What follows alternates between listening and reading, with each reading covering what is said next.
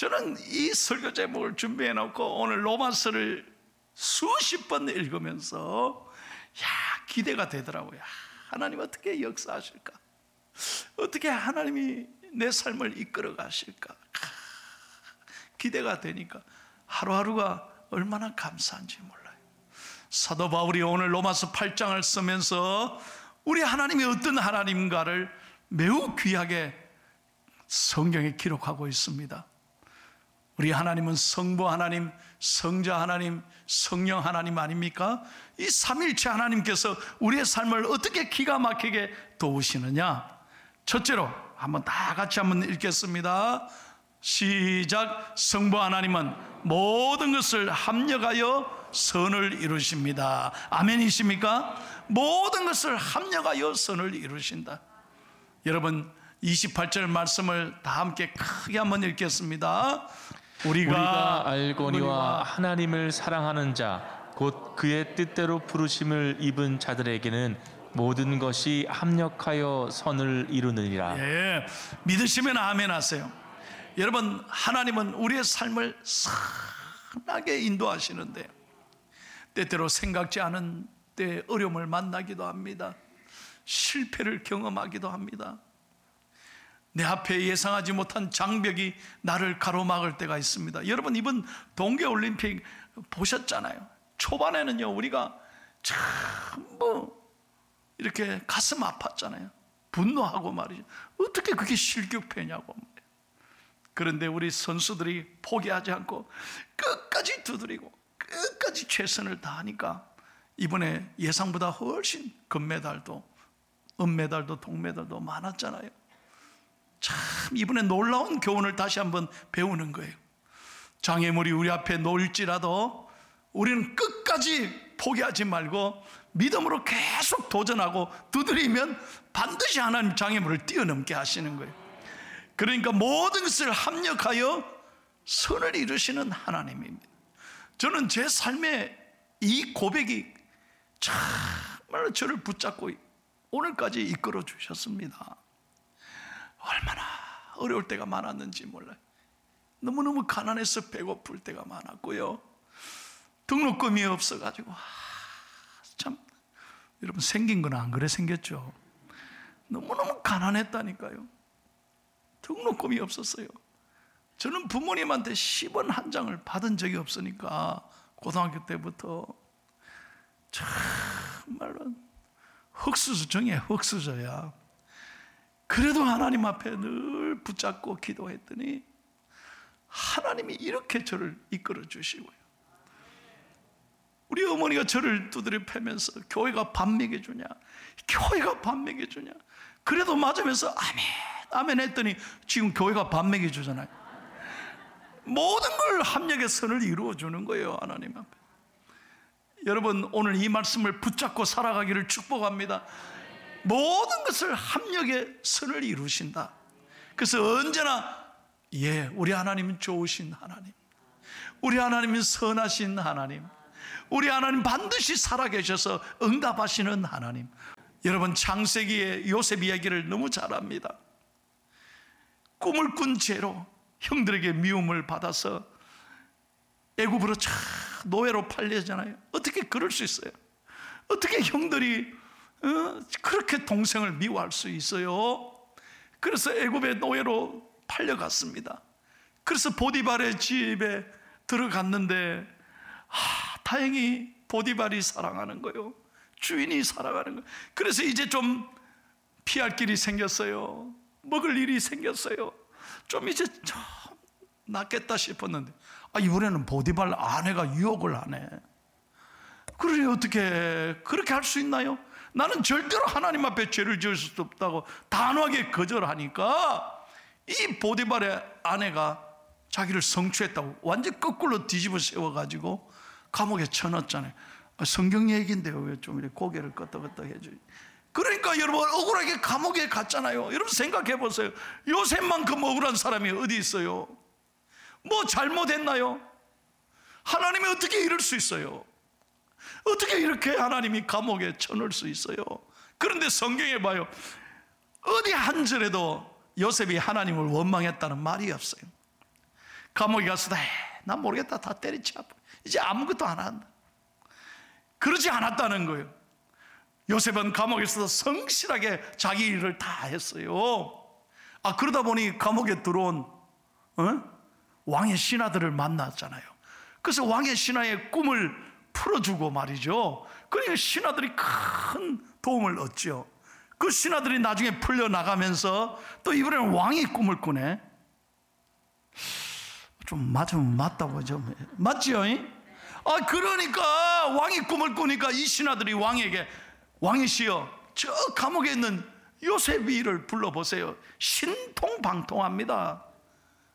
그래서 요셉이 감옥에 있다가 왕에게 나감을 얻는 거예요. 여러분 생각해 보세요. 요셉이 만약에 감옥에 가지 않았더라면 어떻게 왕을 만나겠어요? 평생 종으로 사는 거예요. 그러나 불행하게도 감옥에 갔지만 하나님은 그 감옥에서 선하게 역사하셔서 왕을 만날 수 있는 기회를 열어주셨다 이 말이에요. 그래서 왕의 꿈을 해석하고 왕의 신임을 얻어서 국무총리가 되지 않습니까? 그런 다음에 요셉의 형들이 요셉을 만나게 되는 극적인 장면을 우리가 보게 되죠.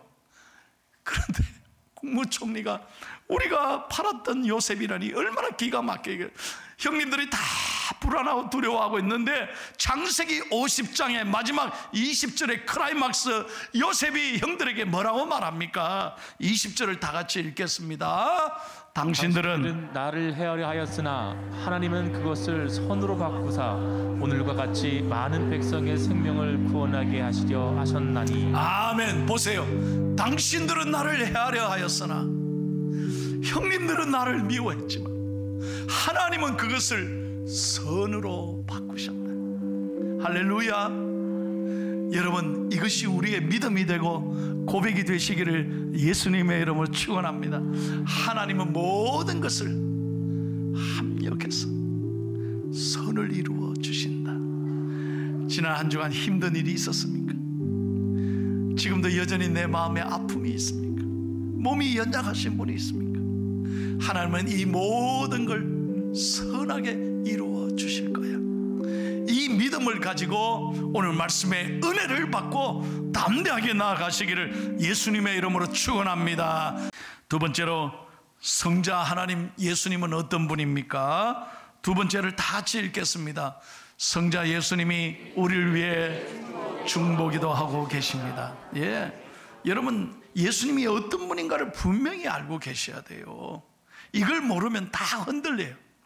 그러나 예수님이 오늘도 어떤 분이고 오늘도 무엇을 하고 계신지를 분명히 알면요, 은혜가 되는 거예요. 34절 한번 보겠습니다. 34절 다 함께 읽겠습니다. 누가 정죄하리요 죽으실 뿐 아니라 다시 살아나신 이는 그리스도 예수시니 그는 하나님 우편에 계신 자요 우리를 위하여 간구하시는 자이시다. 여러분, 예수님이 어떤 분입니까? 우리의 중보자가 되신단 말이에요. 그래서 우리가 예수의 이름으로 기도하는 거예요. 하나님과 우리 사이에 중보자가 되셔서, 그래서 예수님의 이름으로 기도하면 예수님이 들으시고 응답하시는 줄로 믿습니다. 예수님을 모르는 사람이 가장 불행한 인생이에요. 저는요, 세상에 어느 누구도 부럽지 않아요. 제가 지난주도 그랬잖아요. 권력가가 부럽습니까? 지금 싸우는 거 봐요. 부럽습니까? 영원하게 권력을 잡습니까? 사업가가 부럽습니까? 그룹 회장이 부럽습니까? 하나도 안 부러워요. 예수 믿고 사는 게 가장 행복한 거예요. 예수님을 모르면 얼마나 불행하고 삶의 기쁨이 없잖아요. 요즘같이 어려운 때 경로당에 어떤 할머니들이 경로당에 갈 수는 없지, 어떤 집에서 이제 할머니가 야야 놀러 온나 그래, 할머니 셋이 모였어요. 할 일이 뭐 있겠어요. 우리가 다 모인 김에 한판 치자 이래, 고스톱을 치. 나는 이런 생각을 해요. 고스톱 그거 잘 치면, 우리 어머님들은 머리 회전이 잘 돼. 치매 안 걸리려면 고스톱 잘 쳐야 돼. 그래서 돈 따먹기는 하지 말고 우리는 아브라함의 자손이니까 고 하면 고 하는 거고 스톱하면 스톱하고 그래 잘해야 돼. 이 할머니들이 고스톱을 치는데 이제 이런저런 얘기하잖아요. 근데 어떤 할머니, 야 여보게 임자, 네 예수가 죽었다 하던데 들어봤나? 그래. 그래. 예수가 어떻게 죽었는데? 아따 이 사람아, 그것도 모르나? 못에 찔려 죽었다 아이가. 그러니까 어떤 할머니, 내가 참 그 양반 맨날 머리 풀어 헤치고 돌아다닐 때 알아봤다 내가. 그러니까 또 옆에 있는 할머니가, 근데 예수가 누구요? 그리고 옆에 있던 또 할머니가, 우리 예수가 누군가 하면 우리 며느리가 맨날 아버지 아버지 하는 거 보니까 우리 사돈인가 봐. 남이 웃을 때 일단 같이 웃고 집에 가서 한번 다시 생각해. 그러니까 할머니가, 그럼 당신 문상은 갔다 왔는겨? 그랬더니 하는 말이, 아, 딱 그 당시 내가 문상 가려고 했는데 3일 만에 다시 살아났다네. 끝. 여러분 무슨 얘기예요? 예수님이 누군지 모르면요 답답한 거예요. 답답한 거예요. 박사면 뭐합니까? 교수면 뭐합니까? 제가 분명하게 얘기합니다. 예수님을 알지 못하는 인생이 가장 불행한 인생이에요. 그러나 예수님 안에 살면 우리는 행복한 거예요. 그 예수님은 오늘도 하늘의 보좌에서 우리를 위하여 친히 기도하시는 분이다. 여러분, 이걸 어떻게 제가 비유해서 설명할 수 있냐면, 쉽게 말씀드리면 어머니 같은 역할을 하는 분이라 이 말이에요. 여러분, 우리가 보통 집에, 아버지는 무섭잖아요. 특히 경상도 어르신들 뭐 집에 와서 말씀합니까? 아는 딱 한마디, 두 번째 밥 먹자, 세 번째 자자, 그럼 끝이야. 저희 아버지도 그러셨고 말씀이 없으셨어요. 말씀이. 그러니까 아버지한테 내가 지금 아버지가 얼마나 그리운지 몰라요. 좀 아버지하고 대화를 했으면. 그런데 늘 마음에 제가 이렇게 살아보니까요, 아버지가 너무 그리워요. 그런데 여러분, 우리 아버지가 무서우니까 아버지한테 말 못하잖아요. 그러니 전부 다 누구한테 가요? 어머니한테 가. 어머니한테 온갖 얘기를 다 하면 필히 아버지한테 다 가요. 또 그게. 그러니까 어머니가 대신 얘기해 주면 아버지는 들어주게 돼 있잖아요. 맞으면 맞다고 고개를. 맞지요? 그러니까 그 어머니의 역할이 중요한 거예요. 우리 예수님이 바로 그거예요. 여러분, 오늘도 우리 예수님은 우리를 위하여 죽으시고 우리의 모든 죄짐을 담당하시고 하늘의 보좌 우편에서 우리를 위하여 친히 기도하고 계시는 줄로 믿습니다. 그래서 예수의 이름으로 기도하면 들으시고 응답하시는 거예요. 여러분, 사도행전 6장 7장에 보면 스데반이라는 집사님 얘기가 나와요. 초대교회 스데반 집사님 복음을 전하다가, 예수를 전하다가 온갖 핍박을 다 받아요. 그래서 심지어는 돌에 맞아 죽잖아요. 그래, 돌에 맞아 죽을 때, 그 피 흘리며 죽을 때 스데반 집사님은 자기를 미워하는 사람들을 쳐다보지 않았어요. 거기에 마음을 빼앗기지 않았어요. 억울하고 분통한 일이지만 그 사람들에게 믿음을 빼앗기지 않았다니까요. 눈을 열어 하나님을 보는 거예요.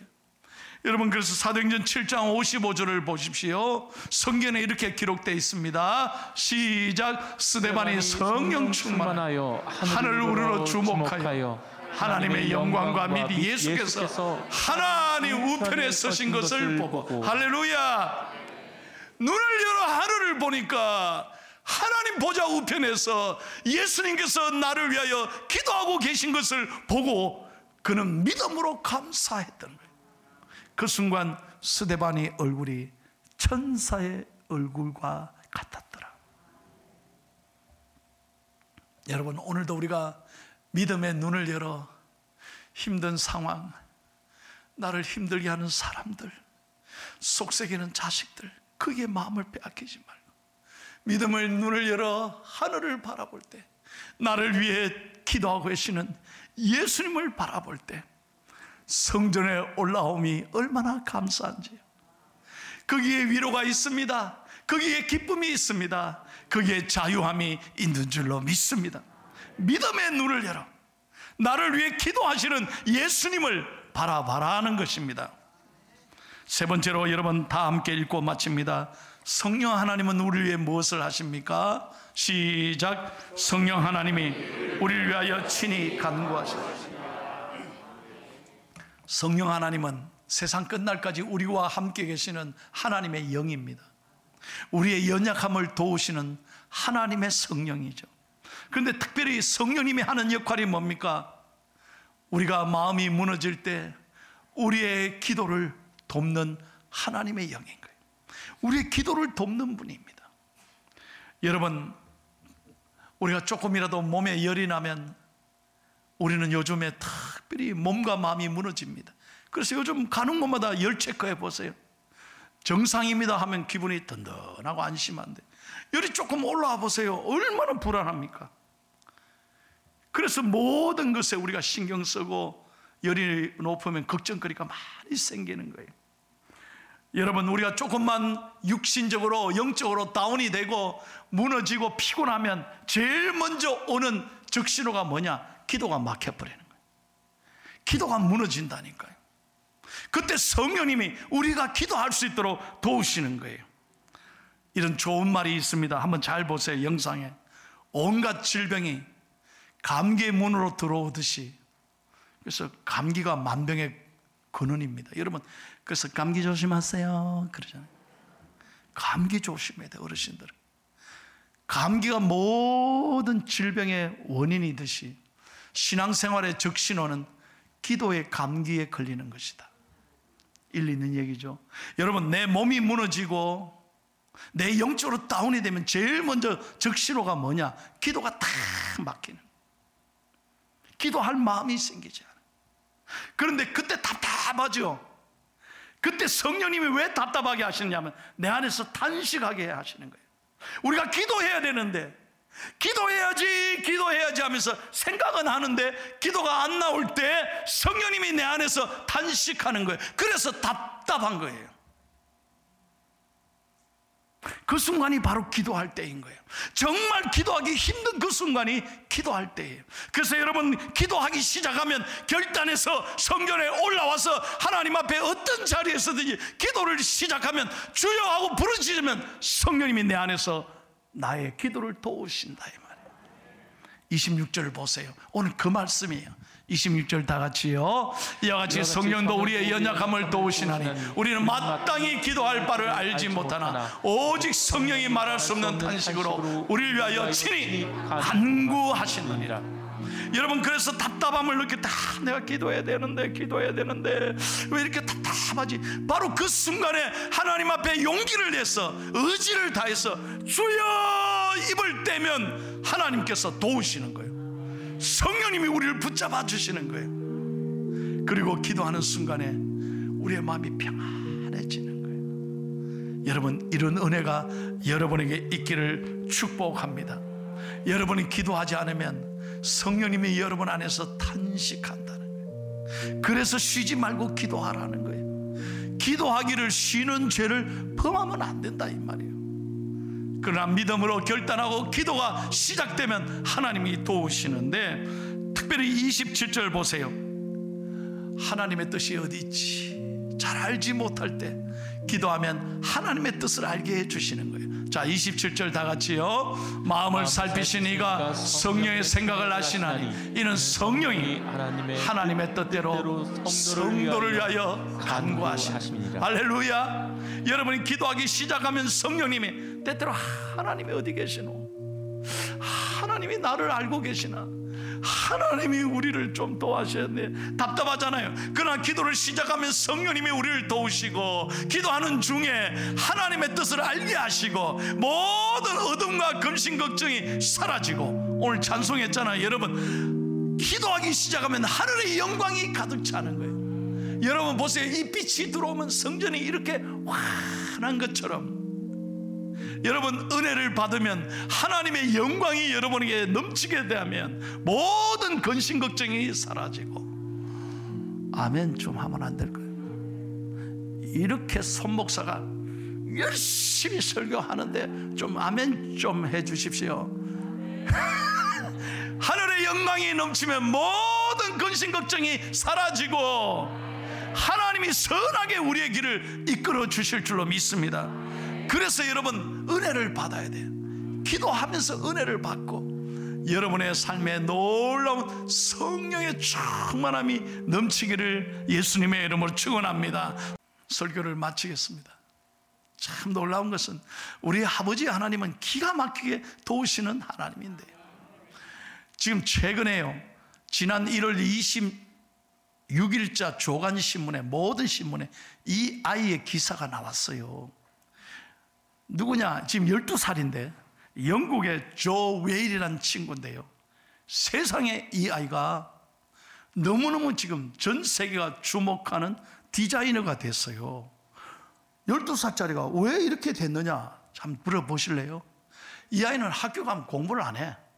그림만 맨날, 낙서 천재야. 그림을 얼마나 맨날 시간 되면 그림. 근데 선생님이 야, 니 좀 공부 좀 하라고 말이야. 선생님이 이 아이 재능을 알아주지를 못한 거예요. 그래, 학교 가면 재미가 없어. 공부 안 하고 그림만 그려. 근데 선생님은 참 자기를 못 알아줬는데 아버지가 가만 보니까 우리 아들은 이 그림 그리는 걸, 이 만화, 낙서, 그림 그리는 걸 너무너무 좋아하니까 안 되겠다. 야단치지 말고 좋은 미술 클럽에 가서 지 좋아하는 걸 좀 이렇게 격려해야 되겠다. 그래서 미술 클럽에 보낸 거예요.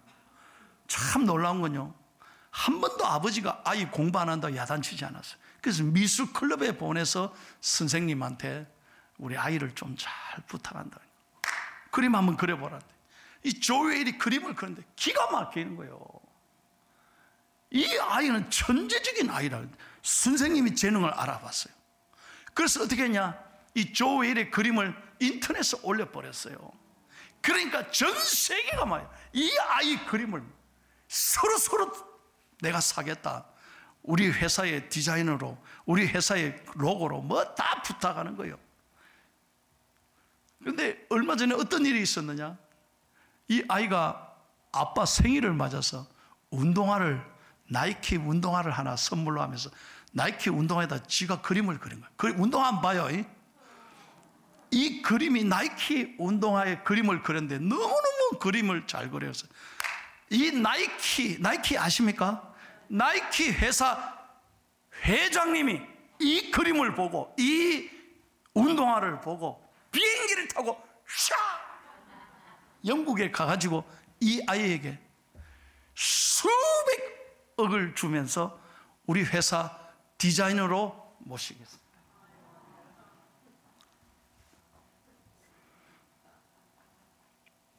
지금 이 아이의 그림이 세계적인 그림이 되고 SNS에서 팔로업이 수십만 팔로업이 생기고요, 대박친 아들이 됐습니다. 제가 이 기사를 읽으면서요, 아, 우리 아들 미술을 지금부터 가르칠 수도 없고